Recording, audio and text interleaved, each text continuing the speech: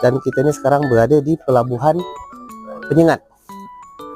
Karena hari ni kita rencana nak pergi ke pulau yang ada dekat seberang depan kita sana. Pulau seberang sana tu. Jadi hari ni rencananya kita nak ke Penyengat. Saya pun dah lama tak pergi ke Penyengat.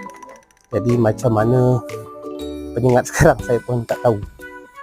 Jadi yuk kita tengoklah sama-sama macam mana Penyengat saat ini, ya.